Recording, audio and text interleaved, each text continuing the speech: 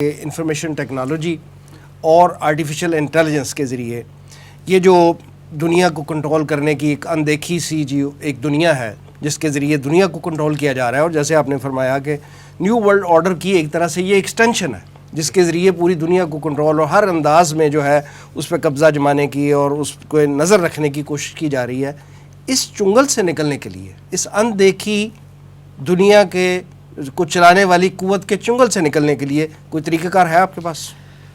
جی وسیم صاحب، طریقہ کار کے اوپر تو ہم ابھی بات کرتے ہیں تھوڑی سی۔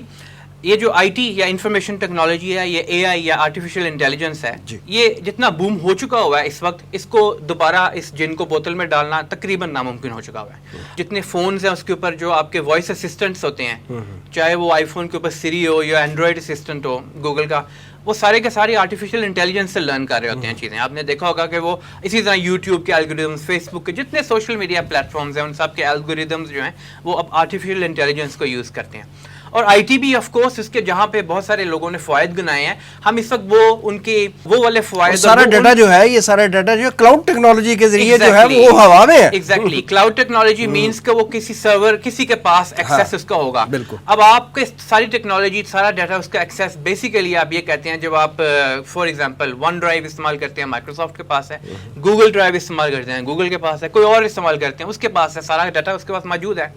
اور اس کے فلپ سائڈز بہت ہیں، یعنی اس کے نقصانات یقیناً بہت زیادہ ہیں۔ بانی تنظیم اسلامی ڈاکٹر اسرار احمد رحمۃ اللہ علیہ کے جب ہم لیکچرز سنتے ہیں، خاص طور پہ ان کی تحریریں اور لیکچرز 9/11 کے بعد والی، تو اس میں بڑا خاص ذکر فرمایا کرتے تھے آپ وہ جو گلوبل ڈیپ اسٹیٹ ہے، یعنی دجالی نظام اور اس کے حملے پوری دنیا کے اوپر جو ہیں، اور وہ ایک مثال دیا کرتے تھے کہ جس طرح $1 بل کو آپ دیکھتے ہیں نا، اس کے اوپر ایک پیرامڈ بنا ہوتا ہے، اس پیرامڈ کے اوپر ایک وہ آنکھ ہوتی ہے، آل سینگ آئی اسے وہ کہتے ہیں اپنی زبان میں۔ تو ہمارے نزدیک تو آل سینگ صرف اللہ تعالیٰ کی ذات ہے، ٹھیک ہے، اومنی پوٹنٹ بھی وہی ہے، اومنیشینٹ بھی وہی ہے،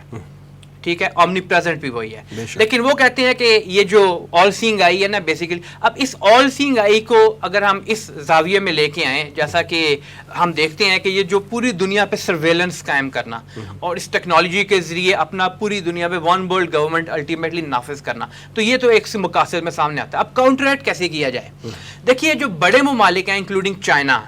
اور رشیا، بیسیکلی تو یہ دو ہیں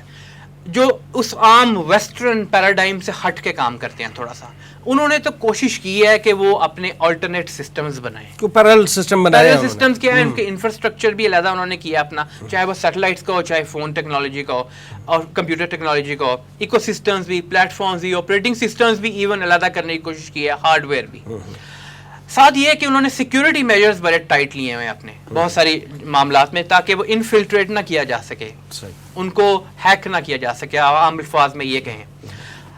لیکن پاکستان جیسے ممالک جو کہ بہرحال ٹیکنالوجی میں اتنی ترقی بھی نہیں کی ہوئی، انہوں نے ڈیپینڈنٹ ہیں، تو پاکستان کے لیے جو پاکستان کر سکتا ہے اس وقت سچویشن کے اندر، وہ تو یہ ہے آن دا گراؤنڈ، میں گراؤنڈ کی بات کرتا ہوں، وہ یہ ہے کہ ابھی آلٹرنیٹس تو پاکستان نہیں بنا سکے گا، ہاں ٹیکنالوجی کے ایڈوانسمنٹ میں اس کی ایکسپرٹیز حاصل کرنے میں انویسٹمنٹ کی بہت ضرورت ہے، تاکہ ہم الٹیمیٹلی اس پوزیشن پہ آئیں،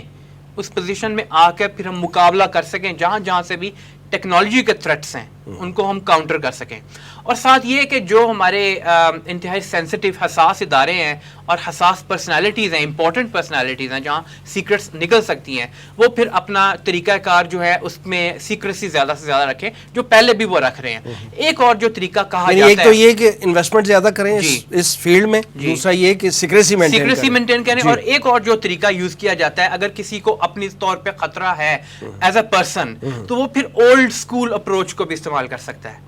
اولڈ اسکول اپروچ سے مراد یہ ہے کہ پھر وہ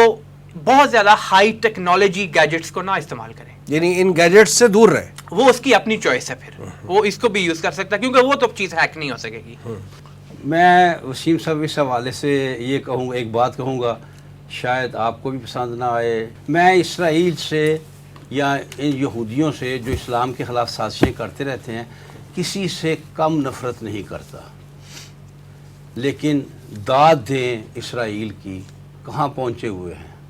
کتنی محنت کی ہے انہوں نے، کتنی ترقی کر چکے ہیں وہ،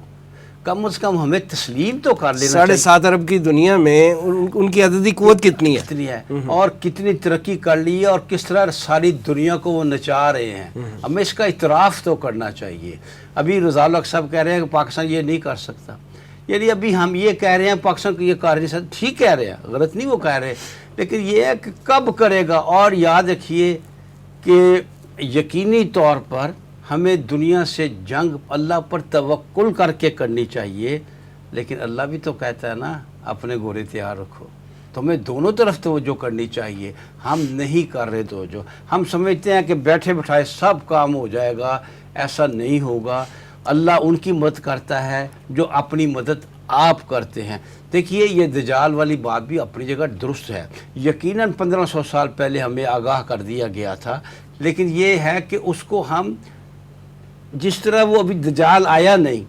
लेकिन दजाली निज़ाम को फैला तो रहे हैं ना, उसकी दावत तो दे रहे हैं ना दजाली का। हम भी कम से कम दोनों काम करें, अपने दीन जो हम कहते हैं कि मुकम्मल निज़ाम हयात है, हम उसकी तरफ अपनी तवज्जो तो करें, हम दीन की दावत भरपूर दें और एक तरफ, और दूसरी तरफ देखें कि हम दुनिया के दूसरे मामलात में पीछे हैं तो किस तरह आगे बढ़ेंगे, अपने घोड़े भी तैयार रखें। मैं समझता हूँ कि इसके बगैर काम नहीं चलेगा।